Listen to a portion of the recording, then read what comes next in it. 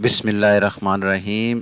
سعودی Urdu T V میں آپ کی خدمت کے لیے حاضر ہیں محمد قریشی۔ ابھی تازہ خبر ملی ہے کہ سعودی حکومت نے برطانیہ میں بسنے والے مسلمانوں سے کہا ہے کہ کرونا وائرس کی وجہ سے پیدا ہونے والی صورتحال کے پیش نظر کسی بھی حج ٹور آپریٹر سے بکنگ کرانے کے لیے آئندہ ہدایت کا انتظار کریں۔ عرب نیوز کے مطابق حج ٹور آپریٹرز سے کسی قسم کا معاہدہ نہ کرنے کے لیے برطانیہ میں رہنے والے مسلمانوں پر زور دیا گیا ہے۔ غیر یقینی صورتحال کی وجہ سے حج کا ارادہ رکھنے والے ابھی انتظار کریں۔ برطانیہ کی کونسل برائے حج CBH UK نے لندن شہر کی پولیس، برمنگھم ٹریڈنگ سینٹر اور سول ایسوسی ایشن کے ساتھ مشاورت کے بعد یہ مشورہ جاری کیا ہے۔ عمرہ اور زیارت کی تاحال معطلی کے باعث یہ خدشات بڑھ رہے ہیں کہ آیا کہ اس سال حج کے لیے انتظامات ممکن بھی ہوں گے یا نہیں۔ CBH UK کے بانی اور CEO راشد موگرادیہ نے برطانوی مسلمانوں کو اس وقت تک حج کی بکنگ کرانے سے روکنے کی ترغیب دی ہے جب تک کرونا وائرس کے پھیلاؤ کو روکنے کی واضح تصویر سامنے نہیں آ جاتی۔ راشد موگرادیہ نے سعودی عرب کی تعریف کرتے ہوئے کہا کہ پوری دنیا میں مسلمانوں کی صحت و تندرستی کو مدنظر رکھتے ہوئے سعودی حکومت کی طرف سے عمرہ اور زیارت معطل رکھنے کی سنجیدہ کوششیں قابل قدر ہیں۔ جدہ میں موجود برطانوی قونصل جنرل سیف اشر نے بھی